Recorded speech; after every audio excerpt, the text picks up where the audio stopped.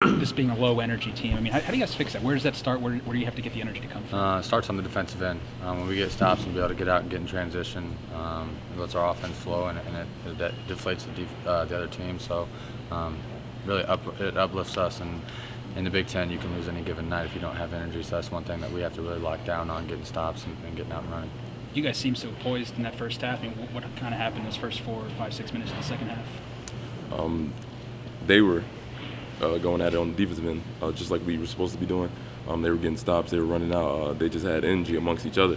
It didn't have to come from the coach. They were just feeding off each other's energy on the defensive end and getting stops, and with that, it becomes good plays. Juwan, when you picked up your just how do you get that more consistently? You talk about you were doing it in the first half, they were doing it more in the second half.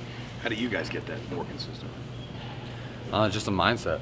It's got to come from the top down. It's got to come from us leaders and the guys who play all the time and who've been here before. And I mean, like I said, it's Big Ten. You have to bring it every given night, and it has to start on the defensive end. And it's got to come from the top down, and it can't come from the coaches. It has to be within us.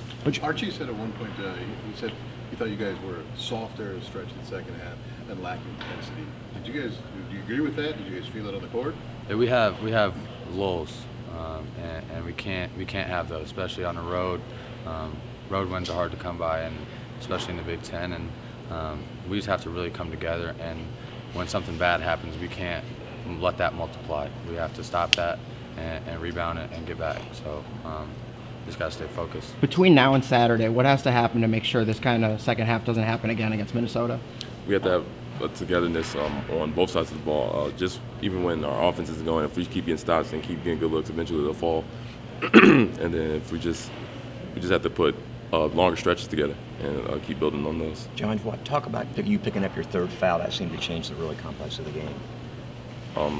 You had to go to the bench. I mean, I guess you can't really argue with the rest. If they call it, they call it. It's just what it is. I can't let that get to me, and I just have to be there for my teammates and provide energy from the bench. What about Happ? I mean, he's just been tough for you guys since you've been here.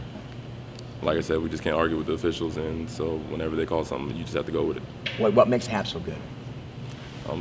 He's just able to move really well around the basket. He just uses his body and is able to get around you, and he draws contact and he finishes through the contact.